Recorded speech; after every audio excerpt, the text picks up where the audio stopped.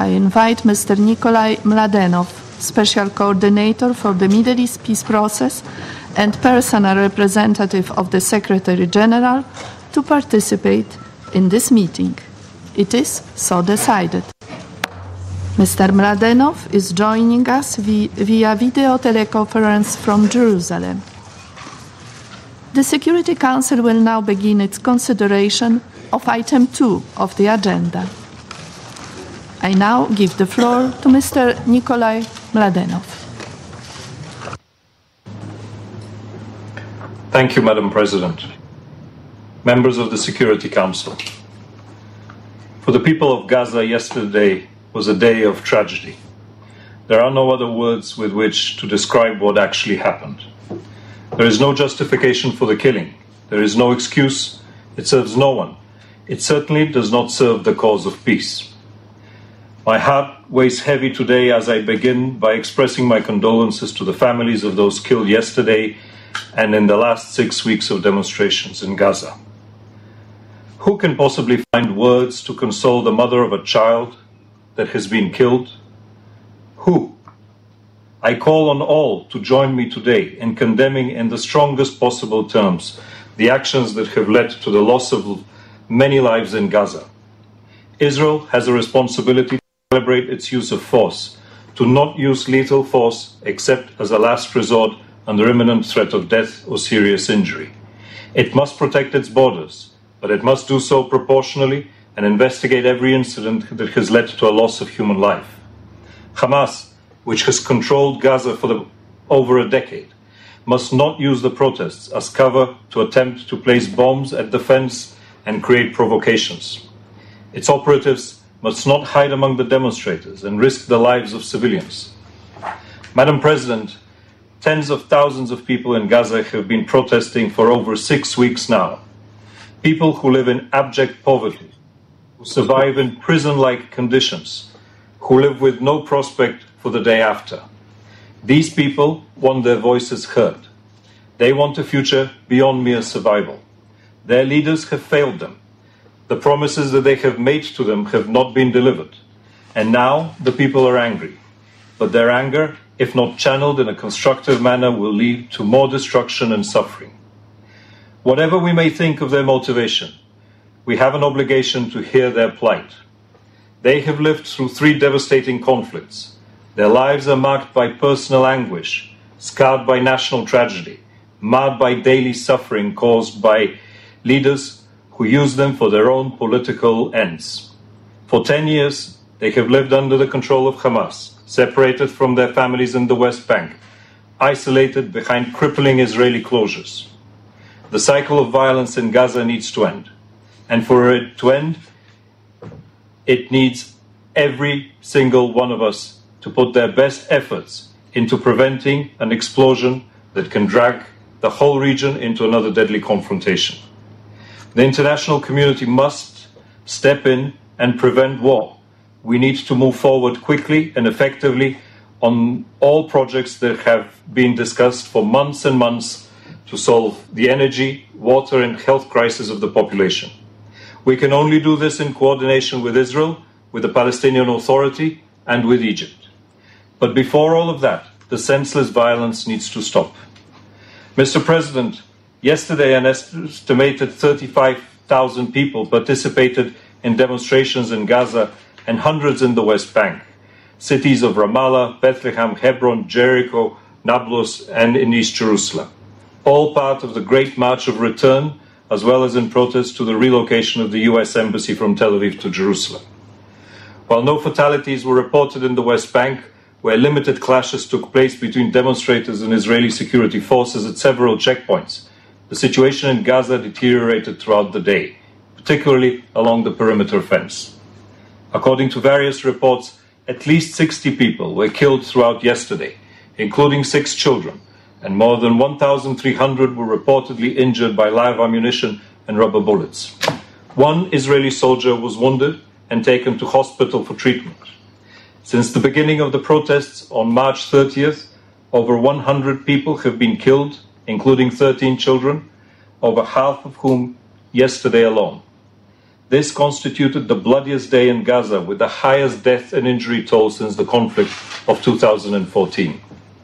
Hamas and Islamic Jihad have acknowledged that among those killed were members of their organizations, and the Israeli Defense Forces claims that at least 24 had linked to militant activities. Under cover of the protests, Hamas and other militants have also engaged in violent and provocative acts, including the placing of improvised explosive devices at the perimeter fence, and other attempts to breach it with the intent of perpetrating attacks. According to the UNDSS, at least one IED reportedly detonated against an IDF vehicle during an incursion. 18 airstrikes and 8 shelling incidents were also carried out by the Israeli security forces on 26 Hamas targets in retaliation for what Israel has classified as violent acts. Madam President, against this backdrop, hospitals in Gaza report an unfolding crisis of essential medical supplies. Drugs and equipment is needed to treat those who have been injured. The United Nations Humanitarian Coordinator, who is currently in Gaza, yesterday visited the Shifa hospital, where there is a shortage of beds for the number of wounded arriving from the protests at the fence. He witnessed firsthand patients being brought in on stretchers and left in the hospital's courtyard, which was being used as a triage area. I appeal to Israel, to Egypt, to the Palestinian authorities to facilitate the exit from Gaza of the seriously wounded for medical treatment, and I welcome steps reportedly taken in this direction by Egypt. Madam President, I would like to take the opportunity to salute the bravery of the medical staff who continue to put their own lives at risk, such as those working for the Palestinian Red Crescent Society who have endured casualties of their own. I'm deeply saddened to note the death of another health worker yesterday during the demonstrations, and I reiterate the inviolability under international law of health facilities and medical personnel. Journalists have also been among those injured in yesterday's demonstrations. The dire humanitarian situation in Gaza, about which I have reported time and again in this chamber over the past year, has been compounded by the fact that the Palestinian Authority continues to withhold the payment of salaries to some 20,000 civil service employees in Gaza. To further complicate a dismal picture, on the 4th and on the 11th of May, demonstrators destroyed most of the facilities at the Gaza side of the Kerem Shalom crossing, the main point of entry for goods and materials into the Gaza Strip. Members of my team have conducted an initial assessment of the site, and I can report that the damage is extensive and will hinder deliveries of fuel and much-needed goods to Gaza for weeks ahead. As we speak, the United Nations is working with the Palestinian Authority and with Israel to bring in life-saving assistance, despite the destruction and the extensive damage to the crossing. Mr. President, whoever orchestrated that destruction shares in the responsibility of worsening the suffering of 2 million people in Gaza. Madam President, the Secretary General and I have repeatedly called on all to exercise restraint, for all necessary steps to be taken to avoid an escalation, and for all incidents to be fully investigated. I have engaged with all sides to this effect. Public statements and messages by Hamas indicate the intention to use mass protests to infiltrate into Israel and attack Israelis. Such statements and action endanger the lives of both Israelis and Palestinians and cannot be justified. I wish to underline yet again that it is imperative that civilians, particularly children, not be targeted by anyone, use or not be used for cover of militant activity or be put in risk or in danger in any way. Madam President, as the violence continues, technical problems have also resurfaced in further decreasing the electricity supply and have currently caused some 22 hours of blackouts in Gaza. This is a critical reminder of the fragility of Gaza's infrastructure. Starting tomorrow, the United Nations, together with international partners, will need to focus and redouble efforts to implement projects that will have an immediate impact on improving the electricity, water and health situation as a matter of urgency. The developments in Gaza are a painful reminder an extremely painful reminder of the devastating consequences of the continued absence of peace between Israelis and Palestinians. I would like to reiterate this message, particularly as Palestinians commemorate the Nakba Day, or the Day of the Catastrophe, by which they remember the displacement during the war of 1948-49, and as they continue to demonstrate in Gaza and the West Bank over the coming days. We must step up our efforts in support of a peaceful resolution to the conflict. We must collectively call on all to refrain from unilateral measures that only steer us away from a peace process and instead work to end the occupation and advance the goal of a just and sustainable peace, culminating ultimately in two states, Israel and Palestine, of which Gaza is an integral part. Two states living side by side in peace, security, and prosperity. Thank you. I thank Mr. Mladenov for his briefing, and now I give the floor to the members of the Security Council. I give the floor to the representative of Kuwait. شكرا السيد الرئيس.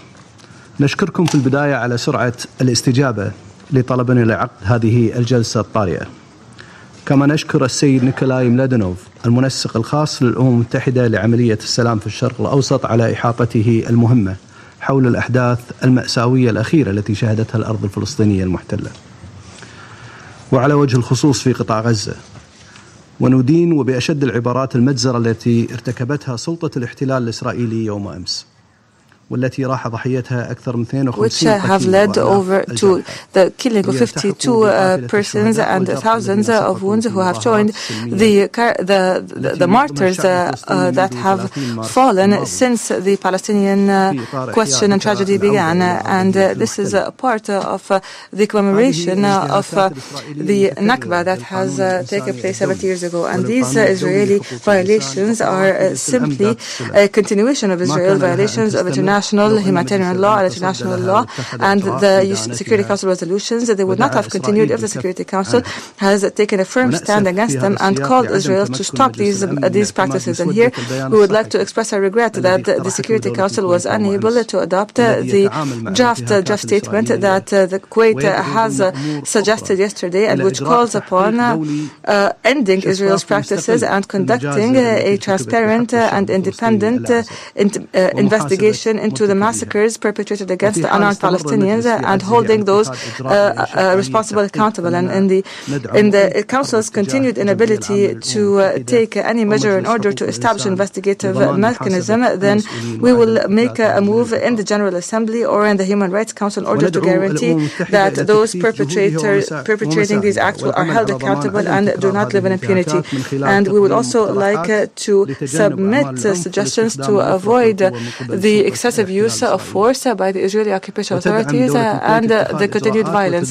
And we call for taking measures that would guarantee offering international protection to the Palestinian people. And here we would like to confirm what has been stipulated by Resolution 605 and 904 by the Security Council in order to apply the Fourth Geneva Convention on what is happening in the occupied Palestinian territories and the need to offer international protection to the unarmed Palestinian people.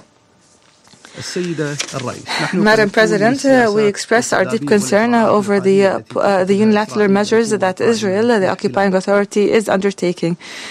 And these aim to change facts on the ground in the occupied territories, the most prominent of which is the continued settlement activity and the expansion of existing settlements, which are illegal and illegitimate measures that are a clear violation of Security Council resolutions, international law, and especially Resolution 2334.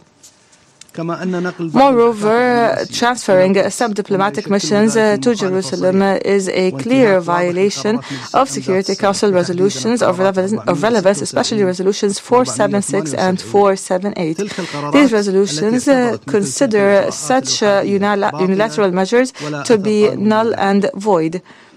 We would like to confirm that such measures that violate international law only serve to undermine efforts to achieve peace, deepen tensions, and cause an enraged anger, as well as push the region towards more violence, chaos, and instability. The state of Kuwait supports Palestinian demands in order to activate some international mechanisms that currently exist, such as the International Quartet, by expanding its membership to include other regional elements, provided that it remains under the aegis of the United Nations as a sponsor of the peace process. Moreover, we support all legal and peaceful measures taken by the sisterly state of Palestine at the national and international levels in order to entrench and enhance its sovereignty over Al-Quds al-Sharif and the occupied Palestinian territories. We also confirm that the peace required must start with an end to Israeli occupation that is about to complete its 51st year in a few days. And this must be based on international legitimacy resolutions, as well as the Land for Peace principle and the roadmap and the Arab Peace Initiative that was adopted by all Arab states at the Beirut Summit in the year 2002. And this must be based on Israel's withdrawal from all Palestinian, Syrian, and Lebanese territories occupied, and until the June 1967 borders, and it must also deal with all final status solutions and must lead to the enjoyment of the Palestinian people of all their political legitimate rights, including the right to self-determination, and establishing an independent state with East Jerusalem as their capital. The Palestinian people are looking to the United Nations and the Security Council to activate what this organization has taken upon itself in order to achieve the maintenance of international peace and security. Here we would like to renew our full solidarity with the sisterly Palestinian people in order to defend their just cause and their legitimate rights, including their historic and firm rights in Jerusalem, which have been guaranteed by the relevant international resolutions. We confirm that East Jerusalem is the capital of the State of Palestine. We call on countries to recognize the State of Palestine and occupied East Jerusalem as its capital. I thank you, Madam President. I thank the representative of Kuwait for his statement, and now I give the floor to the representative of United States. Thank you, Madam President. Today's session was called to discuss the issue of violence in the Middle East. We are all concerned about violence in the Middle East. The United States deplores the loss of human life. But there is a lot of violence throughout the region, and I will note that the double standard is all too common in this chamber and working overtime today. Last week, Iranian forces attacked Israeli positions on the Golan Heights by launching rockets from Syria. This was a reckless provocation and escalation that must be stopped. It is an example of regional violence that should occupy our attention here in the Security Council. Also last week, Iranian proxy forces in Yemen launched missiles into Saudi Arabia. It was not the first time they have done it. This, too, is regional violence that should occupy our attention here in the Security Council. In recent days, Hamas terrorists, backed by Iran, have incited attacks against Israeli security forces and infrastructure. That is violence that should occupy our attention, too. The common thread in all of this is the destabilizing conduct of the Iranian regime, a regime that insists on promoting violence throughout the Middle East while depriving its own people of basic human rights. The United States welcomes a discussion of this violence in the Middle East. We welcome discussing the ways we can cooperate with each other to put an end to this violence.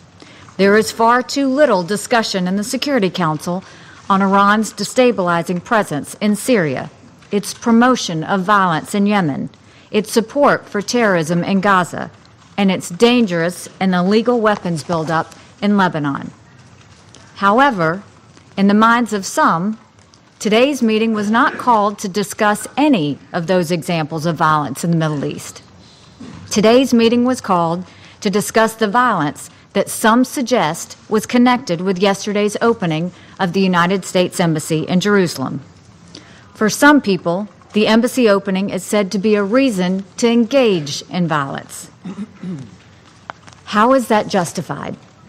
As our president said when he announced the decision in December, The location of our embassy has no bearing on the specific boundaries of Israeli sovereignty in Jerusalem or the resolution of contested borders.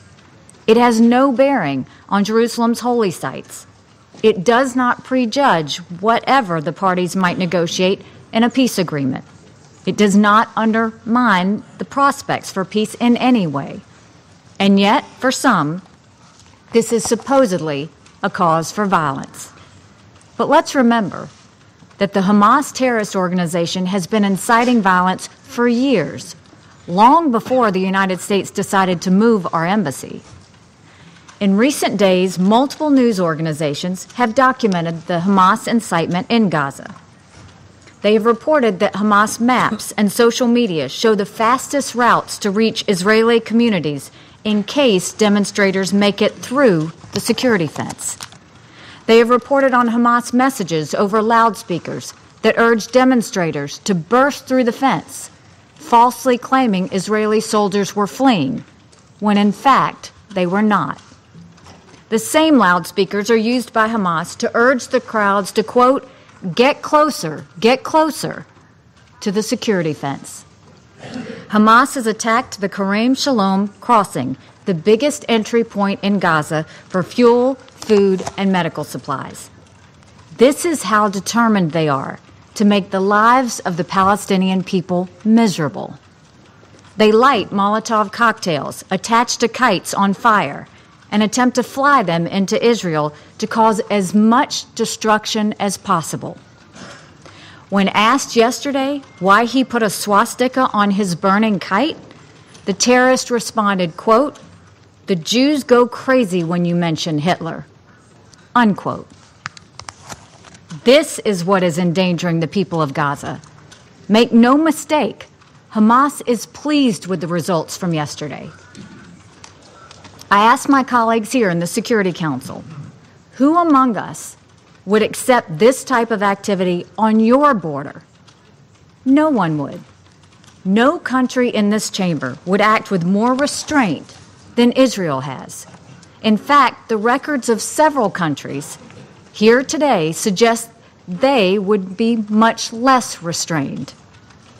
Those who suggest that the Gaza violence has anything to do with the location of the American embassy are sorely mistaken.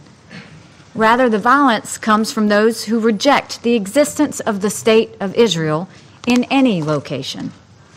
Such a motivation, the destruction of a United Nations member state, is so illegitimate as to not be worth our time in the Security Council, other than the time it takes to denounce it. Yesterday's opening of our embassy in Jerusalem is a cause for celebration for the American people. Moving the U.S. Embassy to Jerusalem was the right thing to do. It reflects the will of the American people. It reflects our sovereign right to decide the location of our embassy, a right that everyone in this room claims for their own country.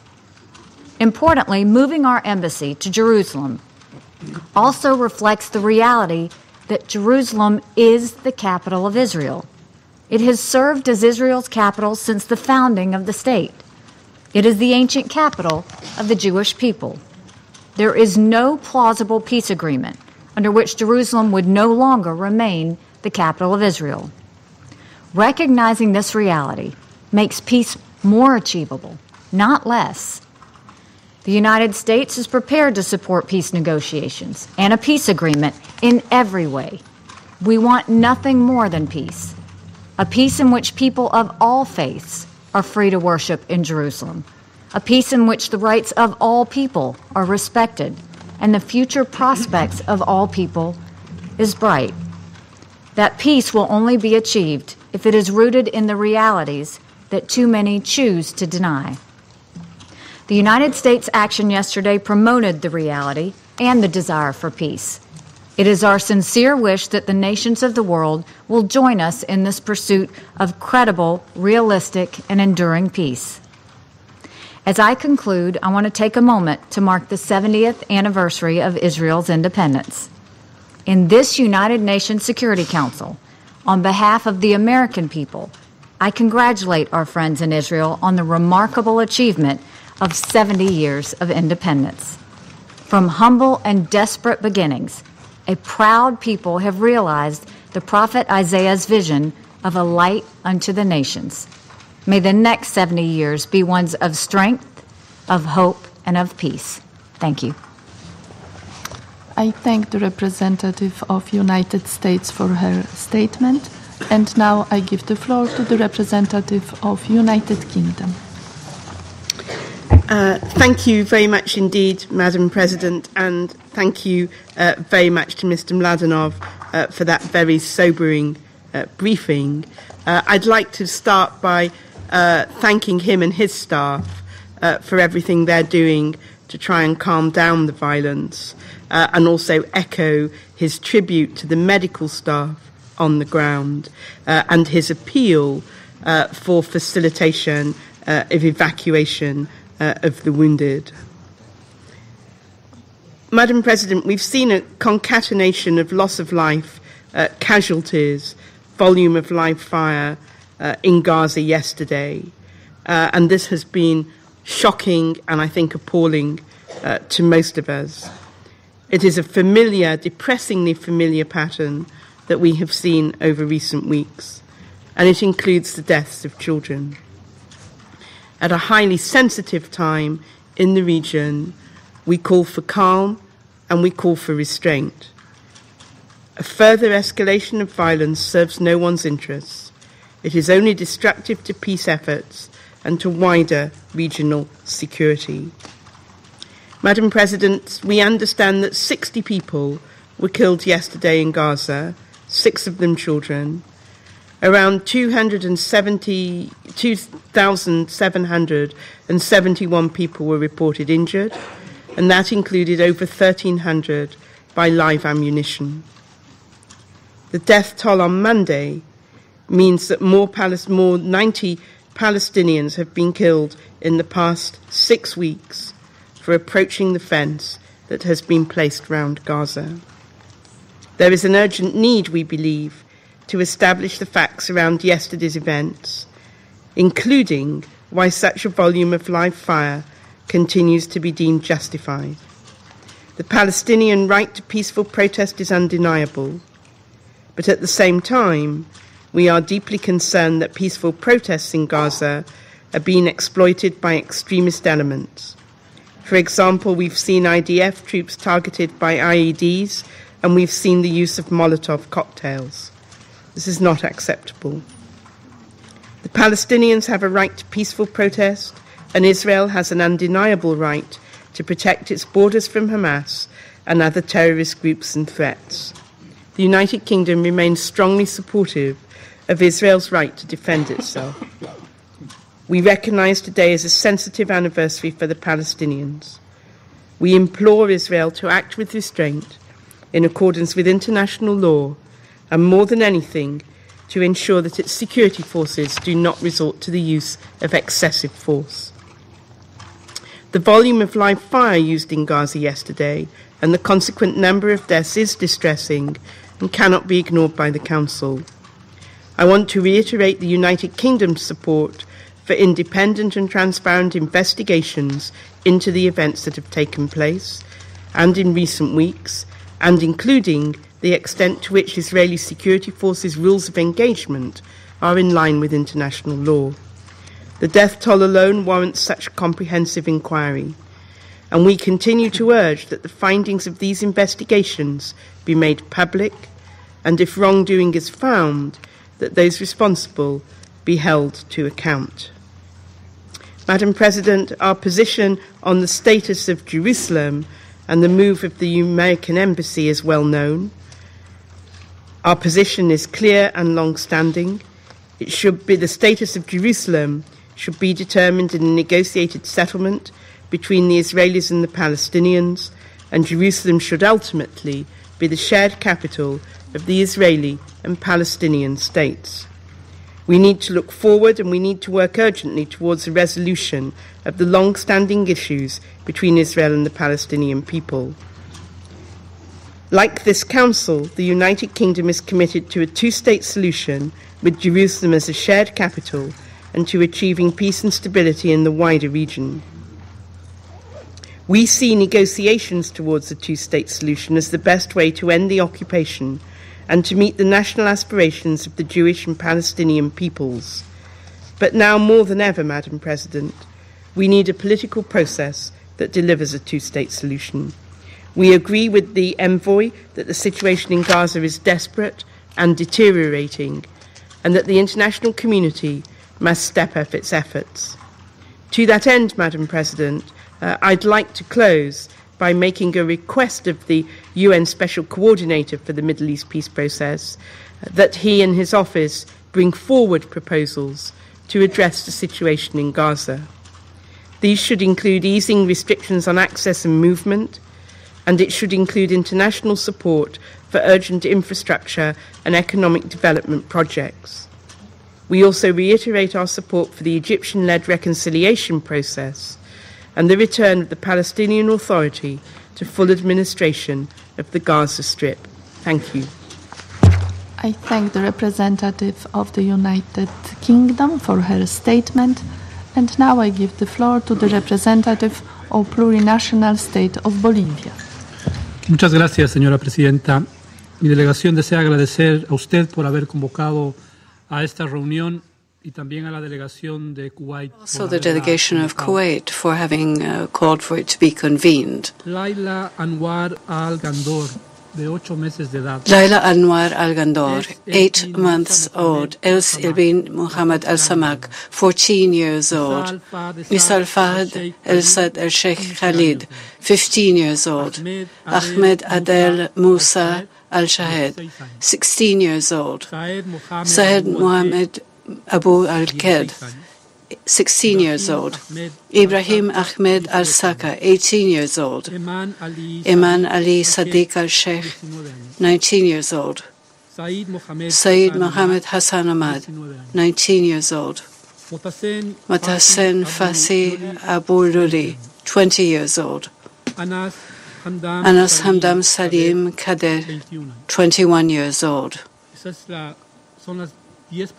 These are the 10 first people on the list of those who were killed by the security forces of the occupying power yesterday in Gaza. Today we had a minute of silence to recall the victims. But I think that minute of silence, too, also recalls the inoperative nature of the Security Council, that this Security Council, not just in recent years, but in recent decades, has failed the Palestinian people. And so, as a member of the Security Council, in the presence of my brother, the ambassador of Palestine, with us today, and through him, I wish to ask for forgiveness and say how sorry I am to the 6 million of Palestinian refugees who've lost their homes and today live in camps far from the lands that saw their birth. I am sorry that for 70 years, the promise of the creation of the State of Palestine has not been fulfilled. I am sorry for the more than 50 years of occupation and the continued increase of Israeli settlements in occupied Palestinian territory. The international community has failed you. I am sorry at the 10 years of inhumane blockade of Gaza and the building of a shameful wall along the West Bank. I am sorry that there are Israeli checkpoints that they must pass through daily to go to work. The international community has failed you.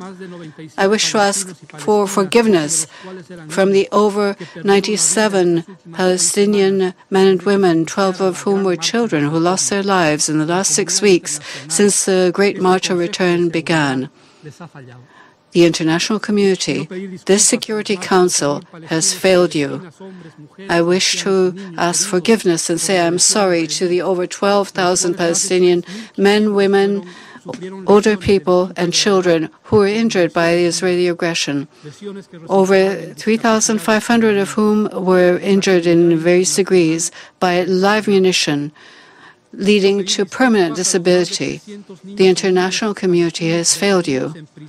I wish to say I am sorry to the more than 300 girls and boys held in Israeli prisons or detention centers, some subject to military courts, others simply under administrative detention. The international community has failed you. I wish to say I am sorry to the 169 health workers who were wounded while they provided emergency services to the Palestinians along the fence separating Israel from Gaza. They too have been failed by the international community. I wish to say I'm sorry because there were 18 ambulances damaged in recent weeks, hospitals and health centers in Gaza which have collapsed without enough fuel, water, and electric supplies to operate. I wish to say I'm sorry because of the 4 hours of electricity provided per day. The international community has failed them. Madam President, I believe it is necessary to clarify that although there are two parties to this conflict, so-called conflict, it's not really a conflict. We're talking about an illegal occupation. We are talking about an occupying power and an occupied territory. They are not on an equal footing. I was saying that Israel is the occupying power. The other, Palestine, is an occupied people. There is a historic, glaring inequality. One of the parties has used and continues to use force to occupy the territory of the other. One of the parties forcibly displaces civilians, confiscates lands, demolishes houses, and transfers settlers to illegally built settlements. One of the parties is locating Gaza, with terrible humanitarian consequences. As Mr. Mladenov appropriately said, Gaza has become a kind of prison subject to these conditions. Madam President, added to this, the unilateral decision of the government of the United States of America to transfer its embassy to the occupied city of Jerusalem does nothing but inflame spirits. Once again, Bolivia expresses its strongest condemnation for this decision, which violates resolutions of the Security Council and of the General Assembly. The United States, which supports the occupying power, has become an obstacle to peace. It is part of the problem, not part of the solution.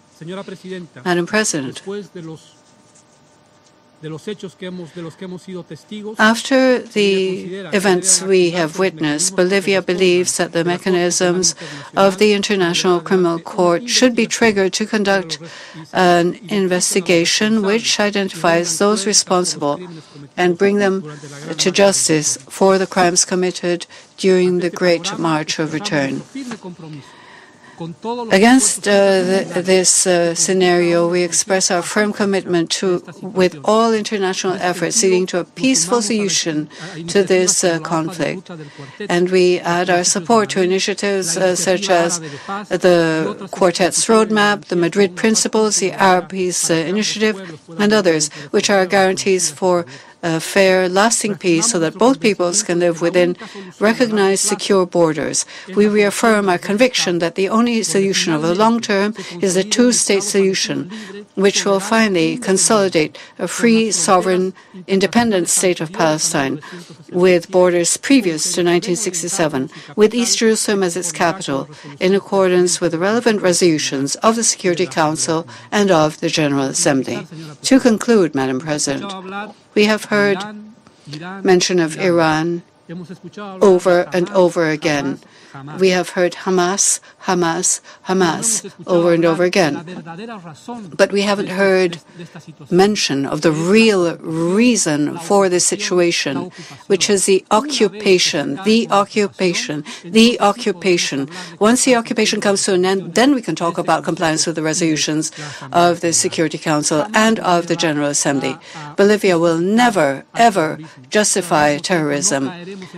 But at the same time, we will not fall into the trap of hearing that the problem is Hamas, when the basic problem, the essential problem, is that a state recognized by this organization is illegally occupying the territory of another state. It is subjecting a people to inhumane, subhuman conditions. This is a systematic violation of the Charter of the United Nations. It is only when the occupation comes to an end that we can say that we have done our duty. Thank you, Madam. I thank the representative of Bolivia for his statement, and now I give the floor to the representative of Sweden. Thank you very much, Madam President, and thank you, Special Coordinator Mladenov, for your very sobering briefing this morning. All right, so what you've been seeing there, UN Security Council holding an emergency meeting on the situation in the Middle East, including the Palestinian question, of course, in light of the recent events of yesterday, where it's believed now 60 people, including 11 children, were killed by Israeli troops, particularly on the border area between Israel and Gaza. And we heard from UN ambassadors from various states making their representations. We heard from, initially from Nikolay Evmitov Mladenov, who's the Bulgarian politician who's now the UN Special Coordinator for the Middle East peace process. And he was talking about both sides and their complicity or their contribution to some of the issues that we're seeing there, saying that Israel has a right to defend itself but must at all times exercise restraint. And he says that organizations such as Hamas should not use civilians in their fight with Israeli authorities, saying that they are at times using the cover of civilians to carry out militant activity. He talked about 35,000 demonstrators protesters yesterday, and that most of the trouble came in the Gaza area, as I said, with 11 children being killed. And this is the highest casualties in the ongoing conflict in the region since 2014.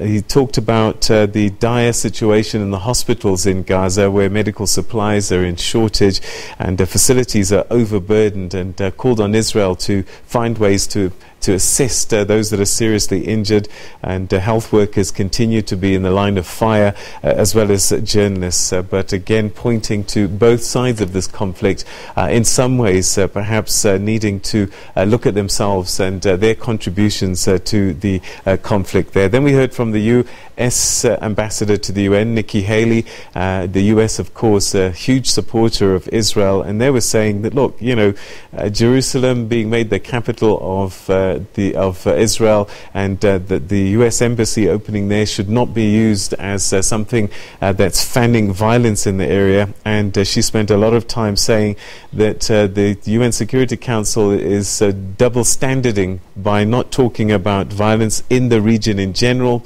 She mentioned Yemen and pointed a finger at Iran, saying that Iran is fueling the violence in the region, and that also should be considered and talked about by the UN Security Council. Then Karen Pierce from the UK ambassador to the United Nations, also reiterating the right for Israel to defend itself but not to use excessive force, and she was concerned about the level of ammunition that was used by the Israeli troops, and said that an inquiry really needs to be put on the table there to look into Israelis' terms of engagement, and those that perhaps have crossed the line should be prosecuted one way or another. And she said that they believe in a two-state solution, and the capital, Jerusalem, should be shared. And then we've just heard now from Sasha Laurenti, who's the Bolivian representative of the United Nations, and he says that Bolivia he started by reading the names of the Gaza people that were killed by Israeli forces, and asked for forgiveness from Palestine, saying that we have failed you. As the UN Security Council, we have failed you. We are sorry for the 4 hours of electricity that you were provided every single day. And he says that whilst this debate continues about Hamas, People are ignoring the real problem, which is the occupation, and saying that this isn't a conflict, this is not equal sides. There is the occupier and then there's the occupied, and it says until the occupation ends, no real peace process can carry on. So that's the Emergency Security Council meeting, which is taking place particularly around what's happened in Gaza and Israeli border yesterday, but also around peace in the Middle East in general. We're going to leave it there for the time being, and I'll have your headlines for you at the top of the hour. Stay